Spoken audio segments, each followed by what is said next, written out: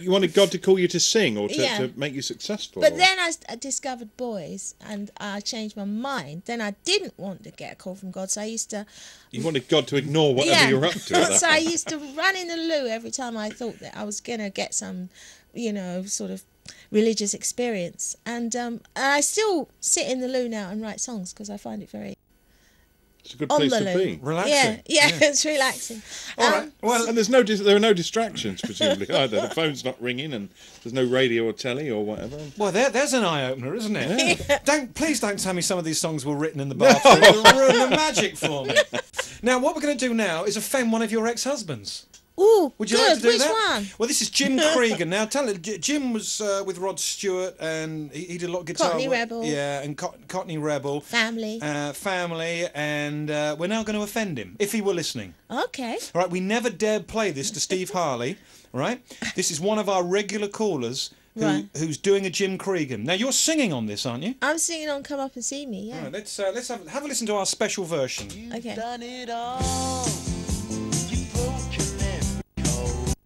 Steve, by the way, tells us that Jim Cregan is convinced he did the guitar solo in one take, and he says he never did. I think he did it in a couple of takes. Yeah, that's what Steve Yeah. said. He said he's convinced it was one take. I'm telling you it was 2 or 3. Anyway, Linda, listen and enjoy and tell us what you think when you hear this.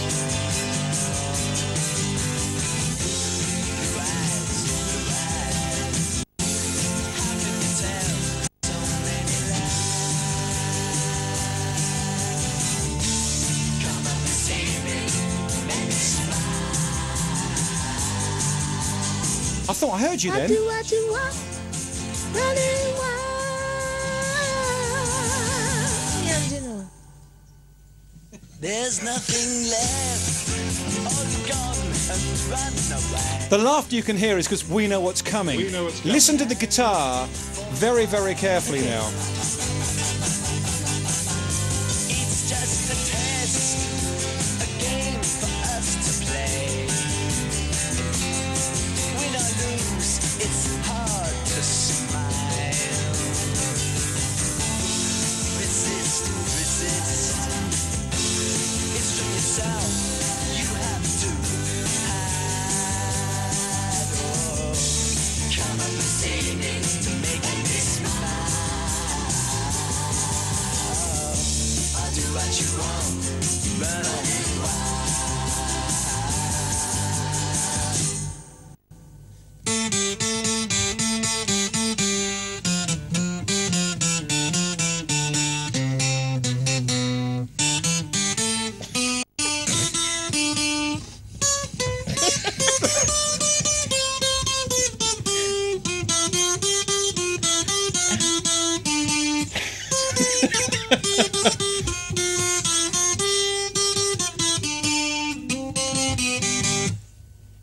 There ain't no more.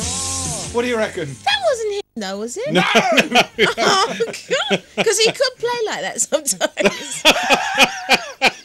Really? Oh, Jeff Peters will be delighted. Look, there's this guy who calls the show regularly. He's a musician and a disc jockey. Right. And we kind of kidded him on one day. He said, I can play anything, because we often say, well, what do you put in the... They do clubs and pubs and stuff. And he said, we do anything. We do Stevie Wonder. And he's always amazing us with the stuff he can do. And one day he said to us, oh, yeah, I can do that. We said, well, come in with your guitar and do that for us. You know, we couldn't believe he could do that. Let's face it, legendary guitar break. Yeah. And That is a brilliant guitar he break. came in and we set him up and We really did set him up too, didn't we?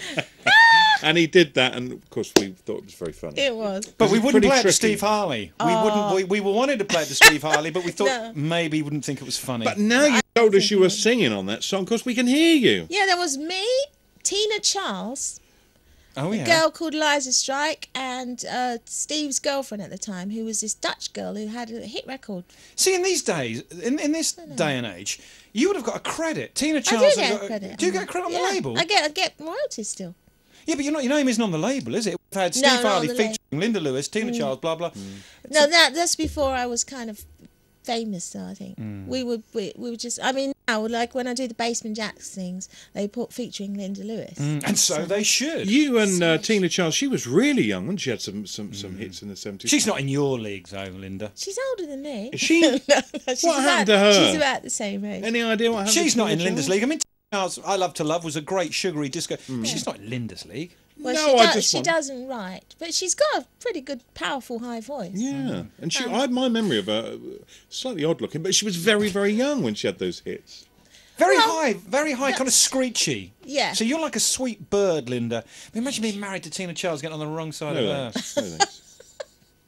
I say nothing. Anyway, look, 01983822002 if you'd like to speak to the lovely Linda Lewis. Now, Linda says the last time she was on the IOW was when Jimi Hendrix was here. Someone told me she played the Colonel Bogey night spot in the 1980s. She doesn't even remember. She's played so many gigs in Sandown. It's coming back to me, actually.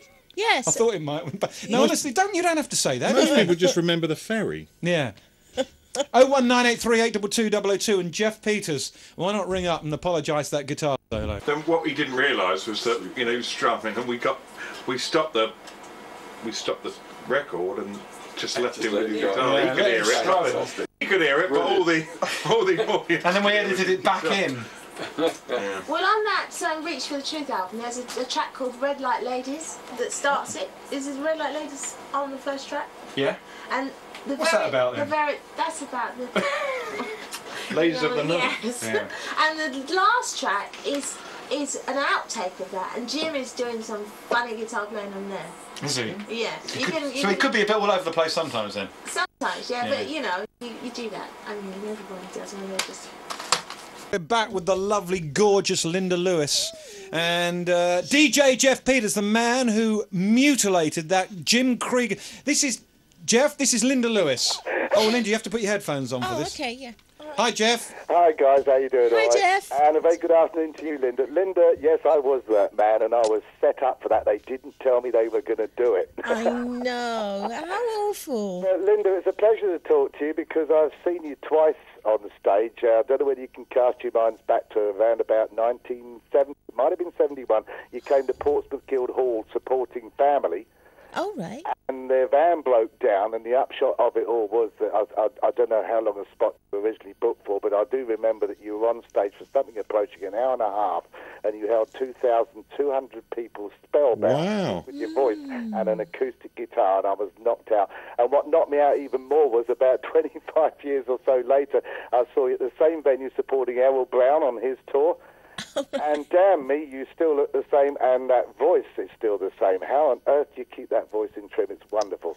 Well, I smoke 20 fags a day and drink a couple of, Yeah, well, bottles. No, you don't. No, I don't. I tried that as well. It didn't work for me. Funny enough, Roger Chapman of Family gave me the similar reply when I asked him the same question. But about he's 4 telling years the ago. truth. I interviewed him, and but no, wonderful voice. And as Alex said, you haven't had anything like the record success that you should have had. But glad to see you're still out there doing it. Well, thank you. I mean, you know, maybe it's my time now. Well, I sincerely hope so. Well, let's hope so. But the thing is, Jeff, that Linda, I remember Linda on Top of the Pops and Supersonic and all those TV shows. Absolutely, yeah. And if you're of our age, you always would imagine that Linda had a lot more hits than she had, because she had a lot of turntable hits, a lot of TV exposure, and she had the top 10s and the top 20 hits. But actually, when you look at the record books, you think she must have had more hits than that. You would have thought so, Alex. I mean, for my money, Linda still did the best version ever of It's in His Kiss. Better than the Betty Everett version, and certainly better than Cher Shoot Shoot Shoot, I think she called it. We don't talk about that version. Oh, we don't. Well, I had, you know, quite a lot of success in Japan. Japanese people that seem to appreciate me quite a lot. You know. Did you ever try and break the States? Yeah, I broke into Boston once, and and where else? San Francisco. They really liked me, but as I say, I think I was not. They weren't ready for me, because like now you got the Corin Bailey Rays and the people like that. You know. Well, Jeff, we were saying earlier that the you know, people like Corin Bailey Ray and Amy Winehouse and Macy Gray, you can hear a lot of Linda Lewis in them, can't you? Oh, you certainly can. I do wonder, incidentally, how come that Linda's had such success in Japan? Is it a case that Japanese radio plays a far wider spectrum of music than perhaps British radio does these days? So therefore, songs and music of the type that Linda does gets the exposure.